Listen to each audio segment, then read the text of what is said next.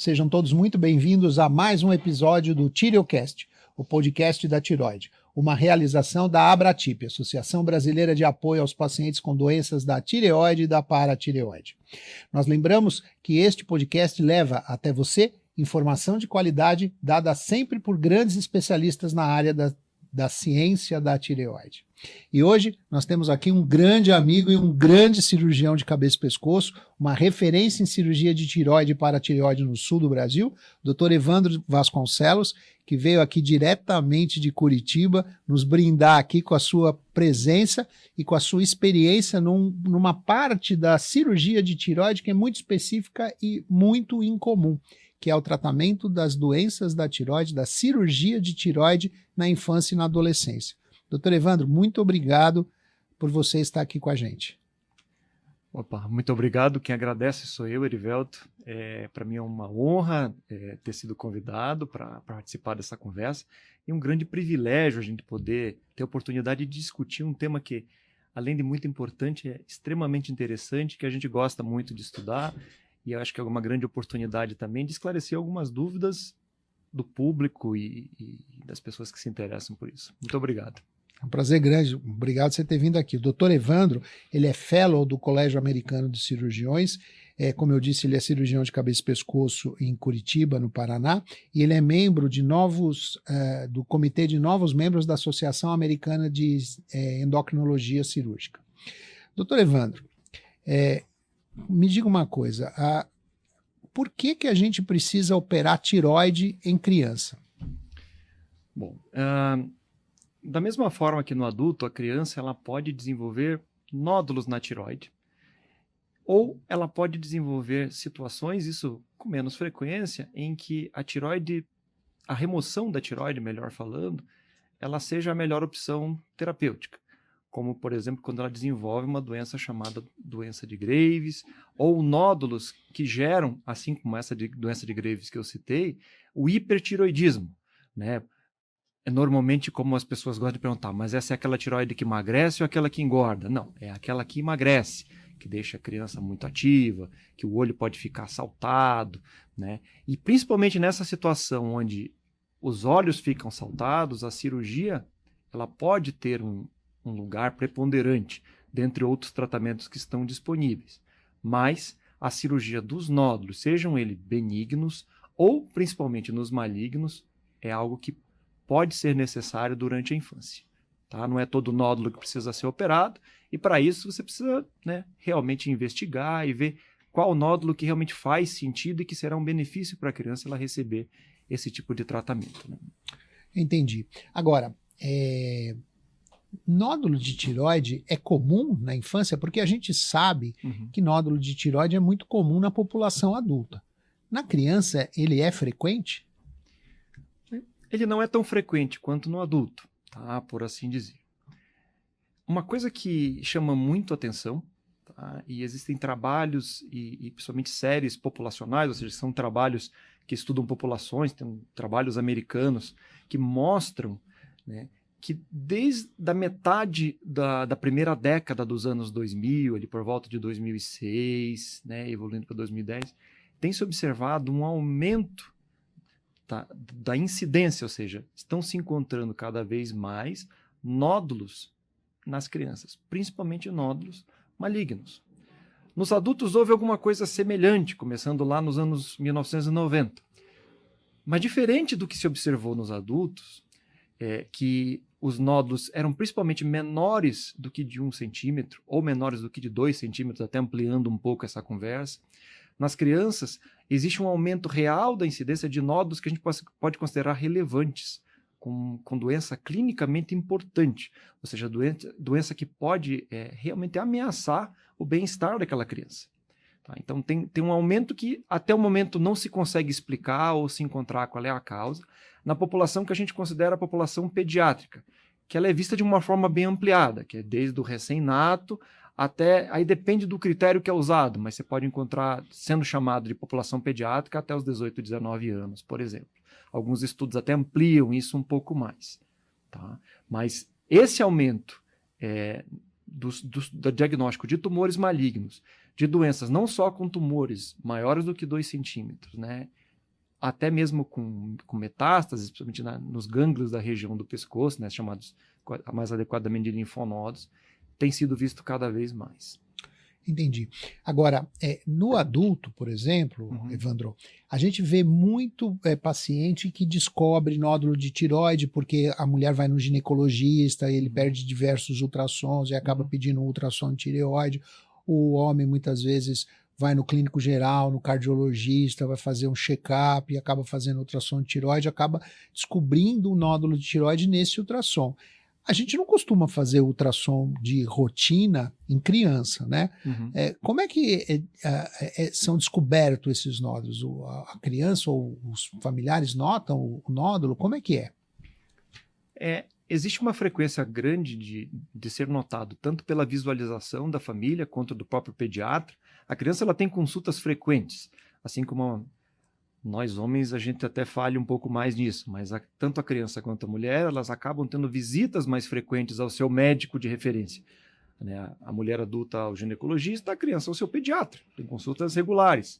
Então, muitas vezes, o pediatra, que acaba fazendo um exame mais completo, acaba palpando o nódulo na tireoide ou notando, né, aquele aumento de volume localizado no pescoço, principalmente na hora que a criança engole, né? É importante talvez enfatizar que assim, a gente não vê de uma forma geral um aumento de nódulos em todas as crianças, não. A gente percebe hoje, explicando bem aquilo que eu falei, um aumento da detecção de nódulos malignos na população pediátrica. Entendi. Tá? Não significa que as pessoas precisam sair correndo com seus filhos agora para ir fazer um exame e ver se não tem alguma coisa na tireoide, porque está aparecendo em todo mundo, não. A gente só está localizando mais do que se localizava antes. Né? Isso a gente ainda não, é o que a gente ainda não consegue explicar. Né? É aquela famosa bolinha que sobe e desce aqui, né, na região anterior do pescoço, né? Aquela bolinha aqui que é quando a criança engole ou qualquer pessoa engole, ela sobe e desce. Muito bem.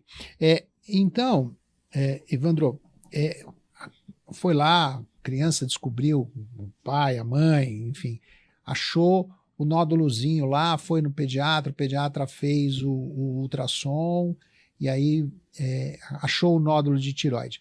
O comportamento deste nódulo é exatamente o mesmo comportamento do nódulo no adulto? Eu estou te perguntando pelo seguinte, tratar um nódulo de tireoide na criança é a mesma coisa que tratar um nódulo no adulto pequeno? Ou o comportamento biológico desse nódulo, o comportamento da tireoide, o tipo de cirurgia, o tipo de investigação? Como é que você conduz esse caso? E eu pergunto isso porque eu sei que você tem uma grande experiência em cuidar de pacientes infantis. Então, a criança ela realmente não é um adulto pequeno. Tá? As diretrizes, né, as orientações do ponto de vista técnico que a gente segue hoje de uma forma mais importante são as orientações dadas pela Associação Americana de Tireoide, a ATA. E ela tem recomendações específicas para a população adulta em relação a nódulos, e inclusive agora deve sair uma específica para nódulos malignos, como tem uma série de recomendações específicas para a população pediátrica e nódulos em geral. Tá? Então, a criança ela é encarada de uma forma diferente. Quando a gente fala de nódulo, como nós falamos antes, a gente precisa separar em dois tipos.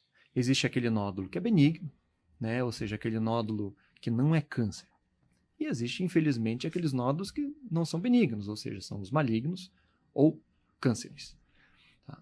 Os nódulos benignos, normalmente eles têm um comportamento parecido, não é exatamente a mesma coisa, né? Cada nódulo ele tem a sua assinatura, né?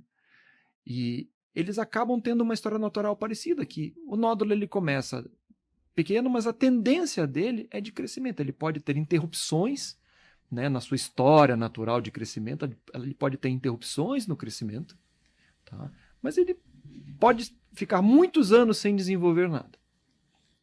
Os nódulos malignos, que a gente chama de nódulos de cânceres pediátricos, por assim dizer, vou botar isso bem entre aspas, eles normalmente têm uma assinatura genética que é diferente do nódulo que a gente vê no adulto. O que isso significa? Todo câncer Ele é uma doença, no final das contas, ele é uma doença causada por um problema genético, um erro na hora da divisão da célula, né? Então, na hora que as células se dividem, alguma coisa dá errado ali, e ao invés da célula boa, da célula que tem o material genético correto se reproduzir, não, aquela célula que desenvolveu um câncer, ela acaba tendo uma vantagem. Ela é, digamos assim, ela é mais forte, ela é mais bem adaptada, ela tem uma vantagem sobre aquela outra célula. Então, ela acaba dominando o pedaço. E ela começa a se reproduzir e é aquilo que gera o tumor. Bom, na criança, o tipo de alteração genética que acontece ali, na maior parte das vezes, ela é diferente da alteração genética que acontece no câncer que aparece na população adulta. Tá? Muitas vezes você pode ter, inclusive, adultos jovens que têm tumores com comportamento parecido com o da doença pediátrica. E aí é porque talvez essas séries de estudo estendem até a idade pediátrica para 19, 20 anos, como você explicou. Ou é algo que a pessoa carregou com ela e só se manifestou depois. Isso a gente não sabe explicar. Mas essa doença pediátrica, como ela tem uma assinatura genética diferente e ela, digamos assim, ela é gerada de uma outra forma, ela gera uma apresentação de doença que é muito diferente da apresentação que a gente costuma ver no adulto. Ela costuma ser mais exuberante, não é em todos os casos, mas ela costuma ser mais exuberante, ou seja, os tumores de tireoide, a maior parte deles, eles são o que a gente chama de bem diferenciados, ou seja, ser bem diferenciado significa a célula do câncer, essa que teve vantagem sobre a célula normal, ela ainda é bastante parecida com a célula normal.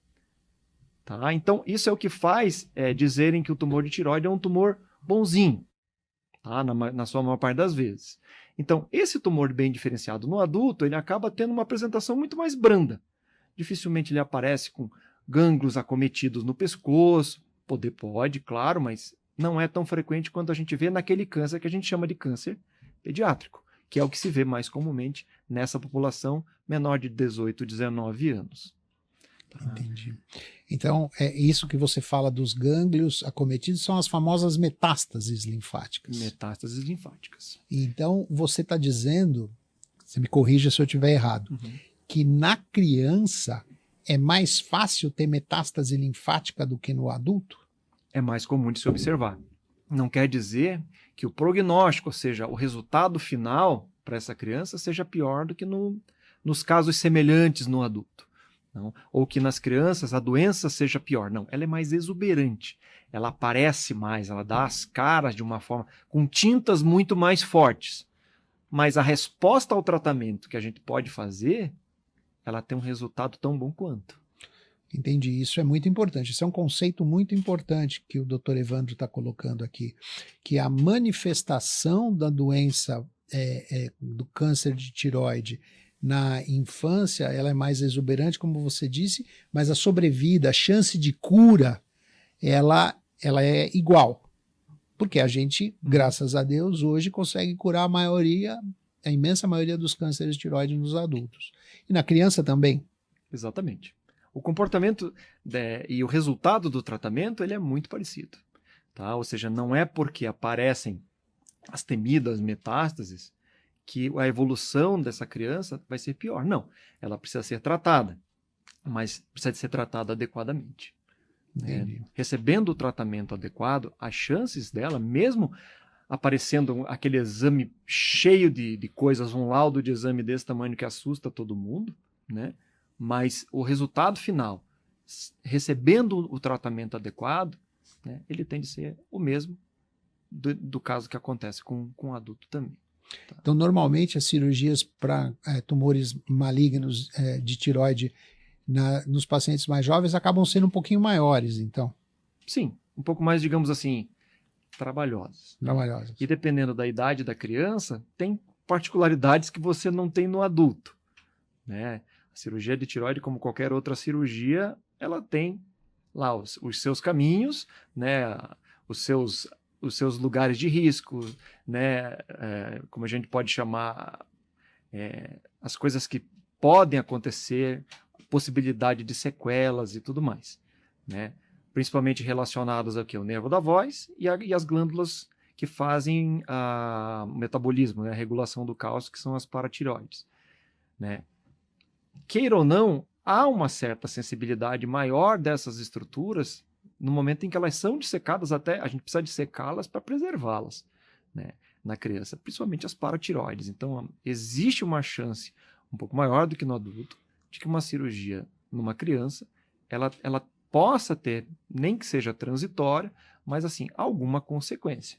Então, o cuidado quando você opera uma criança, ele precisa ser redobrado. Então, e a gente reforça daí, inclusive, tanto a decisão de operar, o momento de operar, a experiência de quem opera.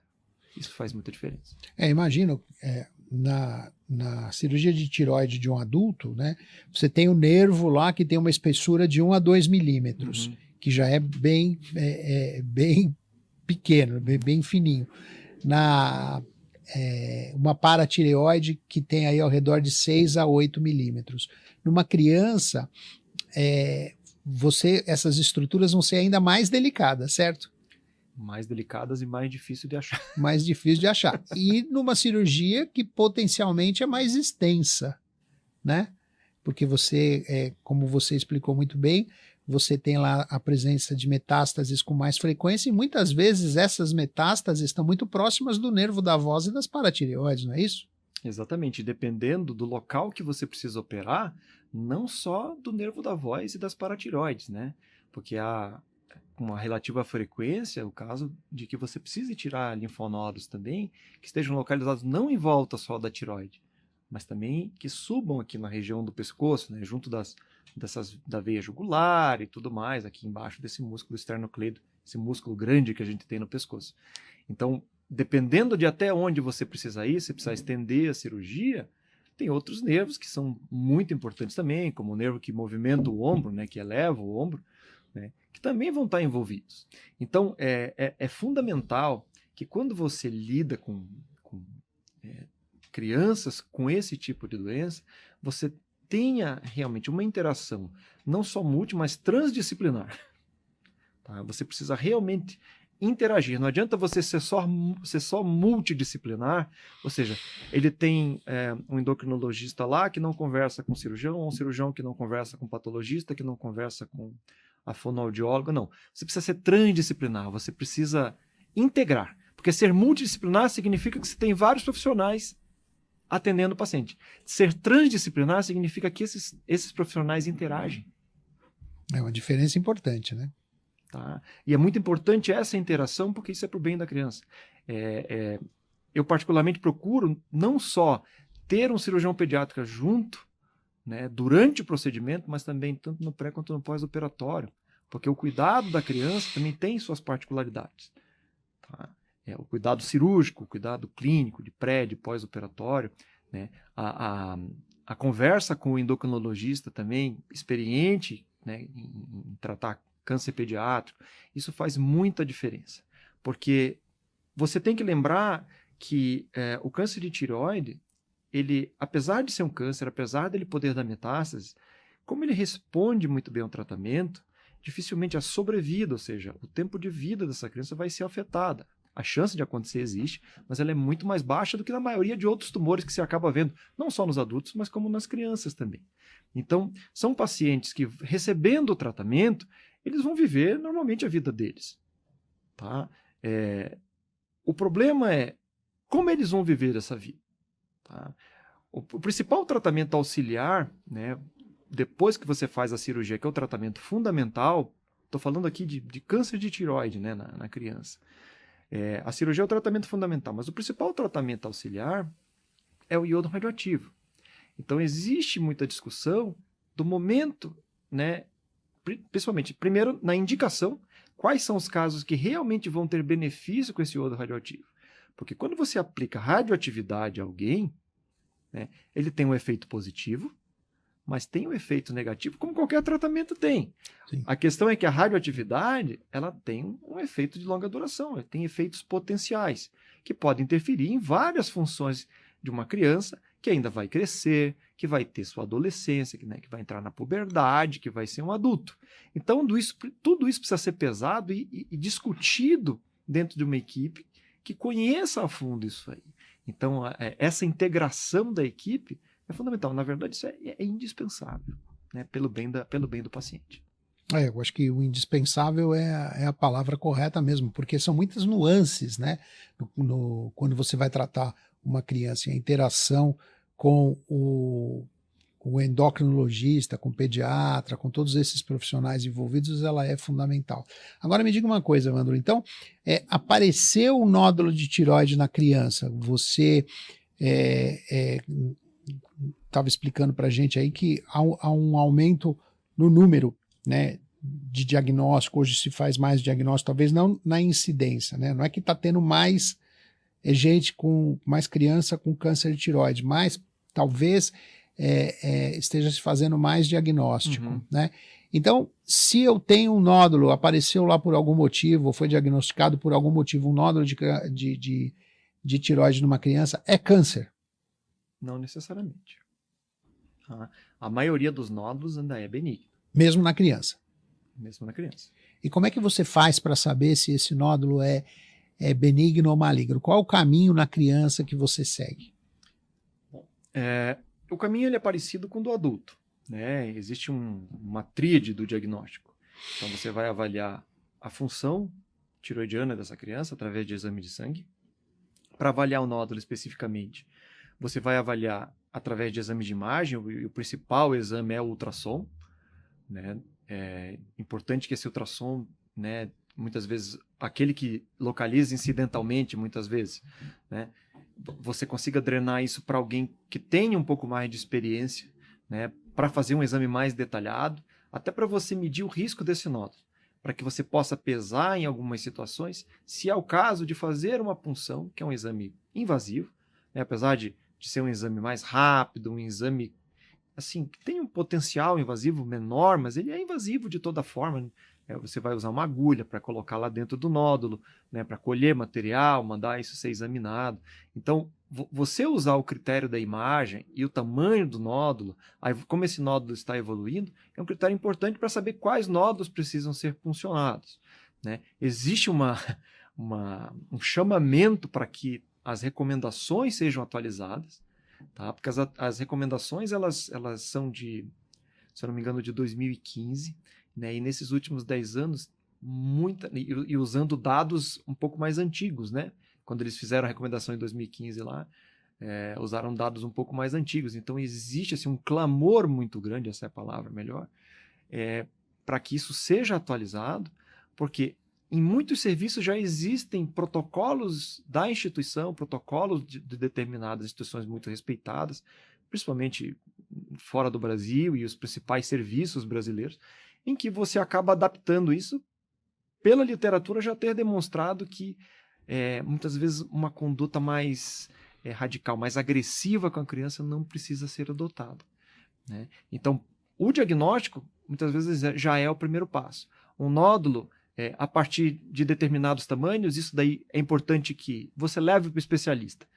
O especialista, o endócrino pediatra ou o cirurgião de cabeça e pescoço, ele possa avaliar e ver o risco-benefício, né, comparando isso com as recomendações vigentes, né, e o que tem de melhor na literatura para ver se é o caso de você se precisa fazer uma punção biópsia, né, a biópsia com agulha, ou se é o caso de ficar só nos exames de sangue e o exame de ultrassom. Né? Entendi. Então, a gente tem que ter muito critério. E você falou uma coisa importante, né? Que o ultrassom ele tem que ser feito por um médico com experiência, né? Porque não é fácil fazer uma punção. Em adulto já não é muito confortável, né? Às vezes tem alguns pacientes que pedem para fazer com anestesia local, a punção. Numa criança é muito mais complexo, né? Complexo e desafiador. Complexo e desafiador, é verdade. É verdade. Né? Você precisa ter o paciente imóvel para fazer aquilo, né? Então, é importante que você, primeiro, seja tomada uma decisão baseada em critério, realmente, se isso é realmente necessário. E segundo, na hora de executar o procedimento, que seja alguém que tenha realmente experiência. Eu encorajo todos os colegas e os residentes que a gente tem a oportunidade de conversar e tudo, e que participou e participa da formação, de que todos aprendam, na verdade, a fazer ultrassonografia não para substituir a ultrassonografia dos nossos colegas radiologistas, não, mas para que você possa, na verdade, ter sua opinião sobre aqueles exames que você está recebendo. Né? Queira ou não, quem lida com tireoide, como nós, todos os dias, né, é muito importante, você acaba tendo uma experiência muito grande nos nódulos, que você vê nódulo todo dia, você vê tireoide normal, tireoide com nódulo, tireoide inflamada, tireoide não inflamada, tireoide com câncer, tireoide com nódulo benigno, você vê tireoide de todo tipo. Então, é muito importante que você tenha isso, para que você tenha crítica, para que você não aceite tudo o que vem. Né? Para que você possa fazer uma boa seleção do paciente que precisa de mais coisas e daquele que não precisa de tantas coisas assim. Entendi. E agora, você fez, falando ainda mais um pouquinho da cirurgia de câncer de tireoide nos pacientes jovens, você fez a cirurgia, como você explicou, muitas vezes o paciente já tem aquela metástase linfática, quer dizer, a doença que saiu da tireoide foi para o gânglio linfático. Aí você vai fazer iodo na criança? Você pode fazer iodo na criança? Como é que é? Você pode. Existem alguns cuidados, algumas recomendações, tá? Isso aí a gente tem que ir para os casos específicos, né? Bem específicos. Então, nesse momento, né, que essa atuação transdisciplinar precisa acontecer. Né? Não só aquilo que a gente tinha no pré-operatório, né? Ou seja, aquilo que veio clinicamente, as informações do pré-operatório, a informação do cirurgião, do intraoperatório, porque a impressão que o cirurgião tem, eu acho que ela tem que ser cada vez mais valorizada, né? Porque o aspecto macro, ele tem muitos trabalhos que mostram que o aspecto macro, principalmente do tumor da tireoide, dos linfonodos, ele faz muita diferença. Tá? Assim como o plano para o futuro dessa criança. Né? Ou seja, quanto de benefício ela vai ter de receber o iodo naquele determinado momento, ou mesmo o fracionamento dessa dose, né? Da dose de atividade que ela pode receber. Porque isso pode ter consequências para o futuro dela? Sim. E para alguém que vai ter a sobrevida muito pouco afetada pela doença que ela tem, a qualidade de vida dessa criança, né, e de qualquer paciente de câncer de tireoide, isso faz toda a diferença. Sem dúvida. Eu tenho uma história muito interessante sobre operar câncer de tireoide em criança, que eu operei uma jovem, uma menina, com 14 anos de idade. Ela tinha um carcinoma papilífero, foi feita a tireoidectomia, ela tinha esvaziamento e tal. Eu me lembro muito bem que na época isso já faz muitos anos, na época foi muito discutido se faria iodoterapia para ela ou não, né? E foi decidido fazer iodo, né? Ela tinha 14 anos. A gente fez a cirurgia, ela foi acompanhada depois pelo pediatra, pelo endocrinologista, eu acabei perdendo contato com essa paciente.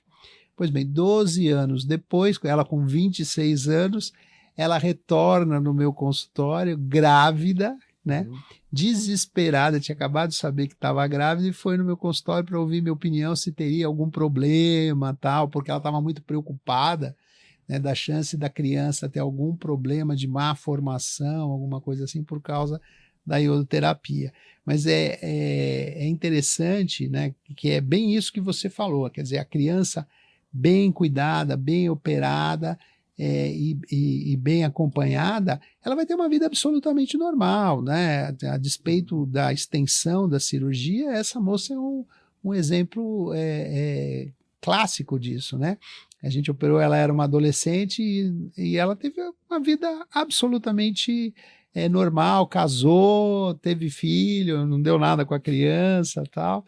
E eu acho que é isso, né? O importante é a gente oferecer esse tratamento transdisciplinar que você mencionou bem, para poder cuidar bem do paciente e ele ter uma vida absolutamente normal, né?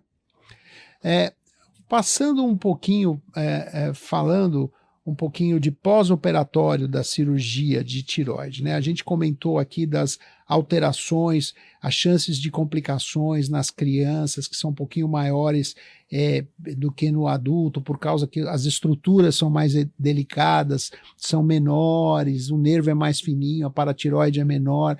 Você toma algum cuidado especial, por exemplo, você entra com alguma medicação pré-operatória, cálcio, alguma coisa? Como é que você sabe que você vai ter que fazer uma cirurgia, uma tiroidectomia total num paciente jovem que tem linfonodos, sabe que essa cirurgia ela vai ser um pouquinho mais extensa do que o habitual.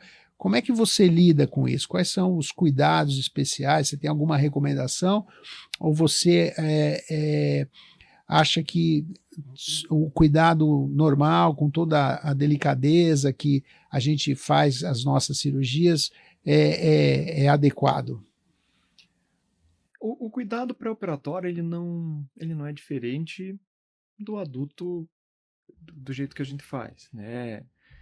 Exceto nas situações em que a criança, ou mesmo o adulto, tem alguma outra condição de saúde que demande algum cuidado adicional, o cuidado pré-operatório é o mesmo. A exceção da criança é que eu procuro ter um cirurgião pediátrico, né, junto na equipe, né, fazendo toda a parte que é a visão da cirurgia pediátrica, trabalhando em coordenação com a gente, né?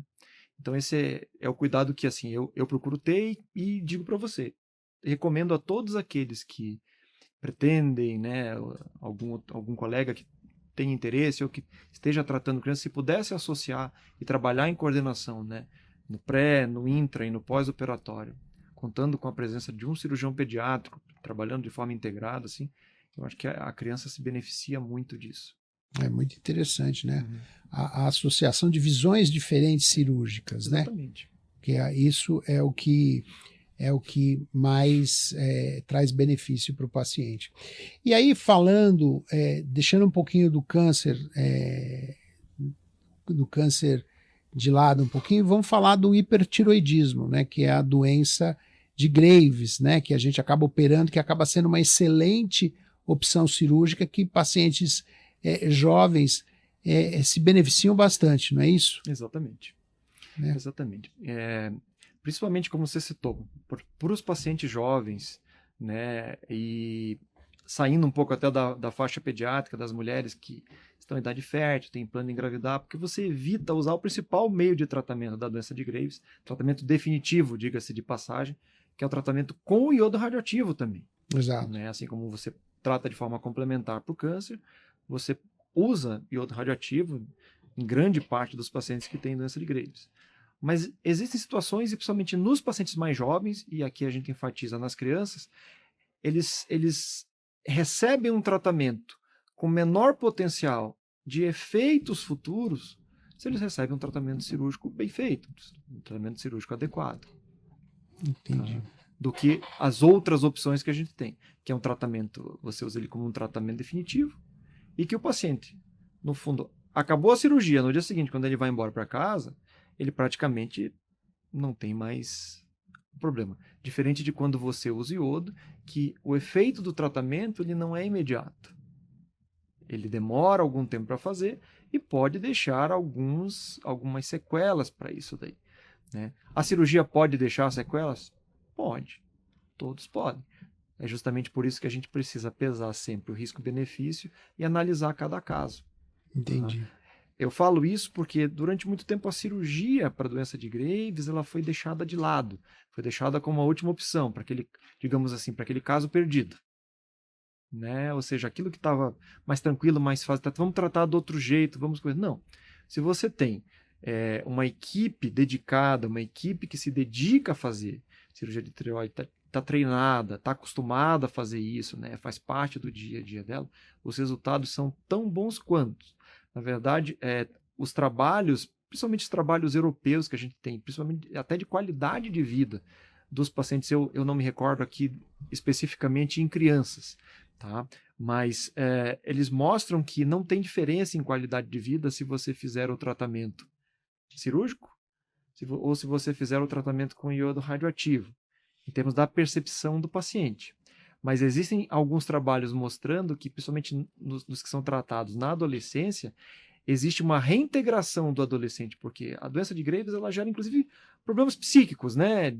Agitação, nervosismo e tudo mais no adolescente. Então, ele devolve esse adolescente muito mais rápido para o convívio e tem resultados comparativamente melhores né? do que o iodo radioativo. E a cirurgia, nesses casos de doença de Graves, é a retirada completa da glândula, tiroidectomia total. Tiroidectomia total. Eu costumo explicar para a família que quando você opta, né, quando você tem uma doença de Graves, na verdade, você tem uma doença grave que você pode até controlar, mas você anda sempre no fio da navalha, porque se você perde o controle, ela pode ser extremamente grave. Ela pode gerar consequências muito danosas, inclusive pode ser até fatal. Sim. Né? Em alguns casos não controlados, né? Não diagnosticados. Né? Não diagnosticados, não controlados, ou aqueles que acabam evoluindo para uma crise, uma tempestade tirotóxica. Né?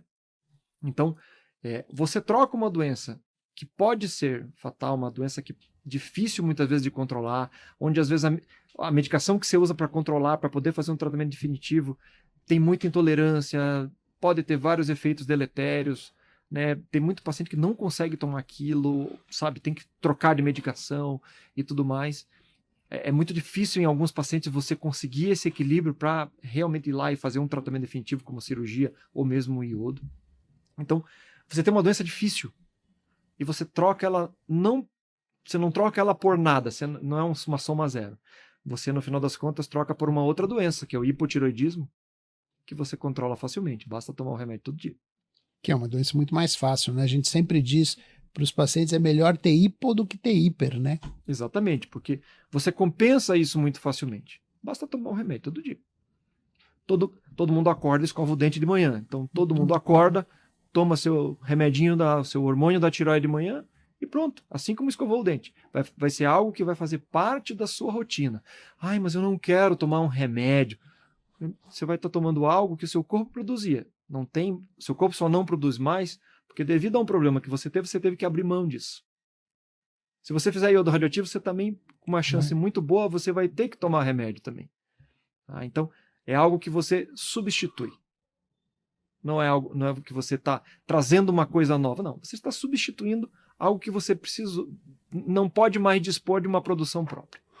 A imensa maioria dos pacientes que tinham hipertiroidismo e fizeram algum tipo de tratamento, seja ele cirurgia, ioterapia e tal, e ficaram hipotiroideus, eles se sentem melhor, mais confortável, vão menos vezes ao médico, faz menos exames, é tudo mais fácil, né?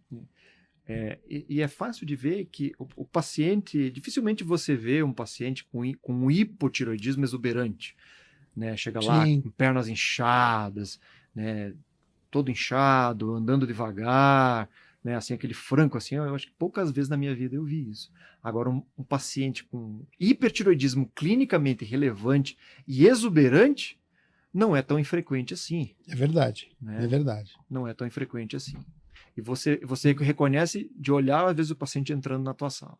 Sim, essa é aquele paciente que senta na tua frente, não para quieto na cadeira, né, se mexe e olha, tá transpirando, né, é o poliqueixoso, né, é difícil. E criança, como você explicou muito bem, tem ainda alguns fatores agravantes, né, até como em termos de relação no dia a dia, né, na escola e tal. Agora, você fazendo a cirurgia, fazendo a ioterapia, ou tratando o câncer de tireoide, ou para o hipertiroidismo, quer dizer, essa criança vai tomar o hormônio tiroidiano, sem dúvida alguma, né? Vai tomar lá a levotiroxina, que é o tratamento de escolha e tal. E você observa na sua prática clínica, né, que existe uma necessidade maior de hormônio tiroidiano para esses pacientes, uma dificuldade maior desses pacientes se adaptarem ao uso da medicação. Como é que é? Não vejo isso. Não. A adaptação é a adaptação como de qualquer remédio e costuma ser muito simples, muito fácil, né? Alguns pacientes têm, e algumas famílias têm, falando da criança, uma resistência inata, né? Sim, a medicação. Aquilo. Então, eu procuro explicar, né? Olha, você não está acrescentando, não é como se você estivesse tomando um remédio que está fazendo uma intervenção no corpo do seu filho. Não. Infelizmente, ele nasceu com uma tireoide que, no decorrer da vida, acabou evoluindo para uma glândula que tem problemas. Felizmente, é uma glândula que é substituível. Sim. Porque a função primordial dela é produzir os hormônios. E esses hormônios você pode comprar na farmácia, pode pegar no posto de saúde. Né? E é algo que é muito facilmente integrável à rotina e que funciona muito bem, não tem, assim, você tomando a dose certa, da forma adequada, ele funciona bem, não tem, assim, efeitos colaterais, sabe, não fica causando reações, assim, comumente nos pacientes. Né? É algo que é assimilado de uma forma muito tranquila na rotina dos pacientes, mesmo nos pacientes pediátricos. Entendi. Agora, a gente falou do câncer, a gente falou do hipertiroidismo, da doença de Graves, que é aquela doença que produz muito hormônio tiroidiano, e o bócio, né? O bócio, aquela tiroide que cresce, mas não é câncer e também não produz hipertiroidismo, né? Que são aqueles nódulos benignos. Isso acontece na criança, você pode tratar, você pode operar da mesma forma que você opera um adulto? Eu vou dizer para você que, assim, até pela própria história natural desses nódulos, né, e do bócio, que era o que antigamente era o famoso papo, né? Isso. Que você tinha muito no interior do Brasil, nas zonas longe do mar, né, pela deficiência de iodo, e que depois que o nosso sal e muitos alimentos começaram a ser iodados, a gente vê esse tipo de bócio, aquele bócio endêmico, né? É muito difícil da gente ver. Na criança, não é algo comum. Você até vê crianças com nódulos grandes, mas nódulos isolados. É o que a gente vê. Já não é tão frequente, tá? Mas quando a gente vê, normalmente a gente vê nódulos isolados grandes. E assim, a criança ela tem uma vantagem, porque às vezes uma criança que tem 90 centímetros e um nódulo de 2 centímetros, se esse nódulo não cresce nos próximos 5 anos ou cresce muito pouco, ela saiu de 90 centímetros, às vezes, para 1,30 m, e o nódulo continua com 2 centímetros. Então, ela cresceu muito mais que o nódulo. Então, em sendo benigno, em esse nódulo não tendo características sugestivas de malignidade, muitas vezes, se você tiver um pouco de paciência e tiver assim, uma adesão da família ao acompanhamento, é possível, muitas vezes, acompanhar somente esses nódulos, né? E ver o que vai dar, porque até você poder operar isso, se a criança for quando ela estiver maior, é muito melhor, tá? Tanto do ponto de vista, principalmente, do interesse da criança, né? É muito melhor fazer isso assim, quanto também do ponto de vista técnico. É melhor você operar quando a criança está maior, tá? Claro, tem situações que você não tem como escapar, que daí você vai operar quando é o momento e quando é a hora mais bem indicada. Mas em primeiro lugar, não se vê com frequência. Eu particularmente digo para você que eu acho que isso é muito raro. Então é mais comum, é como aquilo que você falou, né? Quando aparece um nódulo na criança, a chance de malignidade acaba sendo proporcionalmente maior do que no adulto. E mesmo esses bócios, eles precisam de tempo para evoluir. E normalmente ali, da primeira infância, né, até o final da adolescência, é um tempo muito curto. Não dá tempo do bócio ficar tão grande assim. Entendi. Né? Então, no espaço, uma criança de 6 anos até os 16, vamos dizer, às vezes em 10 anos, não deu tempo de crescer tantos nódulos assim, nem de ficar tão grande assim. Contando ainda que essa criança cresceu. Então, relativamente, o bócio dela, que tinha um volume relativo maior, ele ficou menor, porque ele cresceu talvez menos do que cresceu a criança. Entendi. Muito interessante. Esse é um conceito importante, né? Uhum. Isso é uma coisa muito interessante. Muito bem. Eu acho que a gente cobriu aqui, né, Evandro, o geral aqui dentro do nosso tempo aqui. Eu acho que a gente conseguiu dar uma boa dissecada aqui nas indicações, como é que são os detalhes, os prós e os contras da cirurgia na infância e na adolescência. Não é isso, Evandro? Acho que foi uma conversa muito boa, muito interessante. Eu gostaria de te agradecer muito aí pela sua presença, viu? A sua generosidade de vir até de Curitiba para cá para compartilhar todo esse conhecimento que você tem, toda a sua experiência aí no tratamento de nódulos de tireoide em pacientes jovens. Eu sei que isso é uma área que lhe é muito cara, né? Que você gosta bastante e acaba fazendo isso bastante aí na sua prática diária. E eu gostaria aqui, para encerrar, que você deixasse aqui para as pessoas que estão aqui compartilhando aqui a conversa aqui com a gente, que você deixasse como que as pessoas podem te achar, alguma rede social, aonde que o pessoal consegue falar com você. Tá certo. Bom, eu que agradeço o convite mais uma vez e queria parabenizar você. Você é um pioneiro sempre em várias coisas. Aprendi muito com você. Você me inspirou já muitas vezes e continua me inspirando, né, a buscar novos conhecimentos e enveredar por novos caminhos, né, e sempre procurar aprender mais em benefício dos nossos pacientes.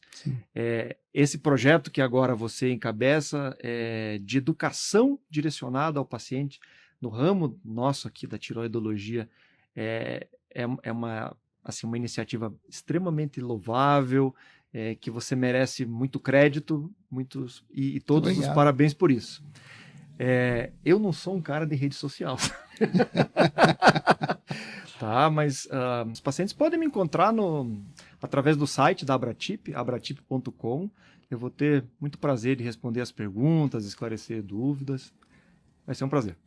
Muito obrigado mais uma vez, Evandro. Foi muito boa a nossa conversa. E eu gostaria de agradecer a você que participou aqui com a gente de mais esse episódio do TireoCast, o podcast da tireoide. Agradecer a sua participação, pedir que você curta e compartilhe esse vídeo com todos os interessados e deixe as suas perguntas aqui, as suas questões nos comentários. Isso vai nos ajudar a trazer cada vez mais informação de qualidade para você. Agradeço de novo e lembro a vocês, a moda é cuidar da tireoide. Um grande abraço e até a próxima.